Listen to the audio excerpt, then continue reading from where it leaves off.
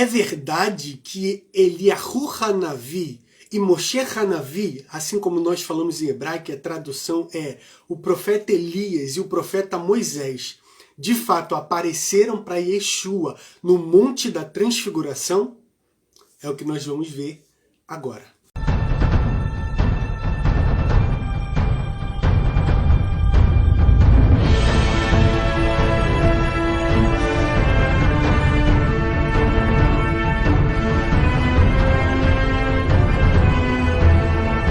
É verdade que Eliyahu Hanavi e Moshe Hanavi, assim como nós falamos em hebraico, a tradução é o profeta Elias e o profeta Moisés, de fato apareceram para Yeshua no Monte da Transfiguração? É o que nós vamos ver agora. Essa linha de pensamento teológico, ela provém de um texto sagrado, ok? Na Brit Hadashah, como nós falamos em hebraico, que a tradução é o Novo Testamento, no livro segundo escreveu Mateus, o Evangelho segundo escreveu Mateus, no capítulo 17, fala sobre a transfiguração de Yeshua. E o texto ele diz assim: 6 dias depois, Jesus tomou consigo Pedro, Tiago e João, irmão de Tiago, e os levou em particular ao monte alto, ou um alto monte. Ali ele foi transfigurado diante deles, sua face brilhou como o sol, e as suas roupas se tornaram brancas como a luz. Naquele mesmo momento, apareceram diante deles Moisés e Elias, conversando com Jesus. Então Pedro disse a Jesus: Senhor, é bom estarmos aqui? Se quiseres, farei 3 tendas, uma para ti, uma para Moisés e outras para Elias. Esse é um texto muito conhecido e muito anunciado no meio religioso. Esse período foi um marco no contexto história das religiões. Então, para a gente começar a entender, nós temos Yeshua no Monte da Transfiguração com seus discípulos, ok? Yeshua ele fica transfigurado, ele foi transfigurado e a sua face brilha e é como se ele tivesse roupas que se transformaram tão brancas como a luz, ou uma luz reluzente, né? A representação de Adão no Gan Eder, a representação do primeiro Adão no Jardim do Éden, assim como ele foi feito à imagem e semelhança do Eterno, resplandecente como um corpo de luz, como nós falamos a partir da espiritualidade. Porém, do nada aparece Moisés e Elias, e há uma interpretação a partir da teologia de que Moisés e Elias, eles reencarnaram, ou eles ressuscitaram, ou eles estão em carne e osso ali de frente de Yeshua. Bom, primeiro eu quero falar com você sobre o que nós chamamos em hebraico de Eliyahu Hanavi, o profeta Elias.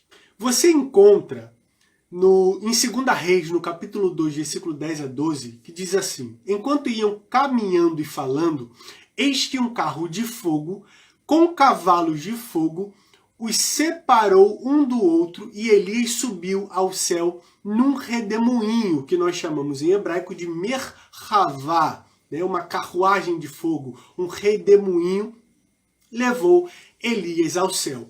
Então existe essa primeira compreensão, porque Elias ele não morreu, ele foi levado aos céus ainda vivo. Surpreenda-se você. Então essa primeira interpretação, ela pode ser até levada em conta por causa desse contexto de que Elias não conheceu a morte. Então existe essa ligação. Inclusive, o profeta Malaquias fala que o Eterno enviaria Elias. Malachiah Hanavi, o profeta Malaquias, no capítulo 4, versículo 5, ele diz: Eis que eu vos envio o profeta Elias, antes que venha o grande e terrível dia do Senhor.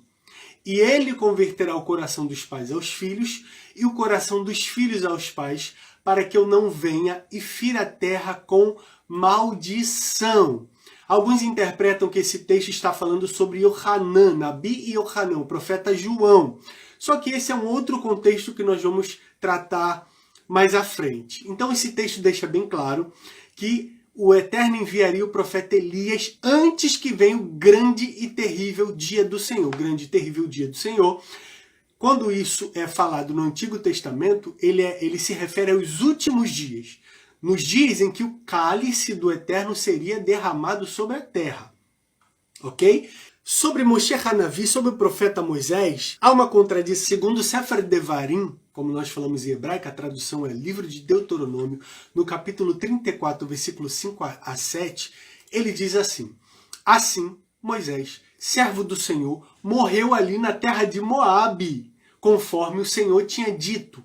Ele o sepultou num vale junto a Bet-peor, em Moabe, mas até hoje ninguém sabe o lugar exato. Deuteronômio, ainda no capítulo 34, versículo 7 a 8, diz algo também grave sobre Moshe Ravi, sobre o mestre Moisés, o profeta Moisés.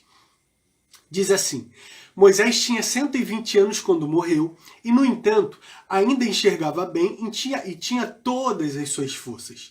Os israelitas prantearam a morte de Moisés por 30 dias nas campinas de Moabe, até se cumprir o período do ritual de luto.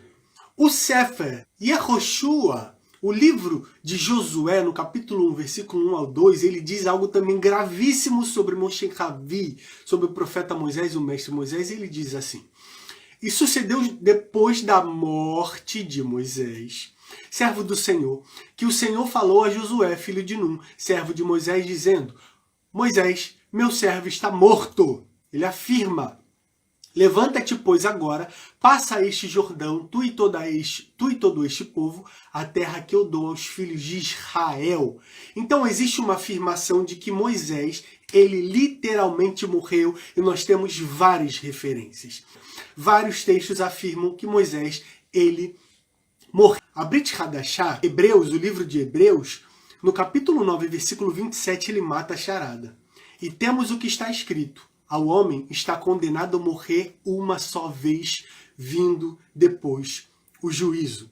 Então, Hebreus, no capítulo 9, versículo 7, descarta completamente a possibilidade de Moshe Ravi, ou o mestre Moisés, o profeta Moisés, vir, mesmo que o profeta Elias, ele tenha sido levado sem conhecer a morte. Essa não é uma verdade absoluta afirmar que ele estava em carne e osso, ou que ele realmente estava presente naquele monte da transfiguração com Yeshua e os seus 3 discípulos. Sobre Moshe Hanavi, sobre o profeta Moisés, há uma contradição, porque ele conheceu a morte, e Hebreus capítulo 9, versículo 27, como eu já citei, diz que temos o que está escrito: ao homem está condenado a morrer uma só vez, vindo depois o juízo. Então não faria sentido nenhum Moshe, ele aparecer para Yeshua em carne e osso, sendo que ele já havia conhecido a morte. Isso seria uma contradição de vários textos bíblicos, principalmente o que diz que quem parte para outra vida não pode de maneira nenhuma voltar para cá. Bom, é óbvio que o próprio texto ele traz essa explicação. O texto no versículo 9 ele diz assim: e descendo eles do monte, Jesus lhe ordenou dizendo: a ninguém contais a visão, até que o Filho do Homem seja ressuscitado dos mortos. Então, ele, quando desce do monte, começa a conversar com seus discípulos, e ele conclui tudo isso dizendo: a ninguém contais, em hebraico está escrito Hamaré, que significa a vista, a aparência, a visão, o fenômeno, o aspecto, aquilo que é visto, uma visão sobrenatural, ou alguém que foi capacitado a ver algo sobrenatural. Então ele afirma que a ninguém contais esta visão. Tudo isso, na verdade, é uma ausência de interpretação do próprio texto bíblico, o mau uso do que nós chamamos de exegese e de uma hermenêutica, de uma leitura correta do próprio texto, fez com que as pessoas levantassem esse sofisma ou essa altivez sobre esse texto sagrado. Então, de fato, Moisés e Elias não estavam em corpo físico, materializado no Monte da Transfiguração, mas os discípulos foram levados apenas a ver. Eles tiveram uma visão do mundo espiritual ou de algo espiritual acerca de um propósito em específico. Por isso, eu deixo em aberto para que você analise os textos, pegue as referências, estude pessoalmente, particularmente, tire as suas próprias conclusões. Se você gostou desse vídeo, não se esquece de se inscrever no nosso canal. É importante que você se inscreva. Temos vários vídeos a partir do original do hebraico e grego fazendo a correção dos textos sagrados. E encaminhe esse vídeo para um amigo, para o grupo de WhatsApp lá da sua igreja, da sua denominação, grupo de membros, grupo de líderes, de discipuladores, de pastores, porque eu tenho certeza que vai ser interessante, porque é um assunto que nós precisamos começar a entender, porque os sinais dos tempos estão aí e nós estamos sim nos encaminhando para o fim.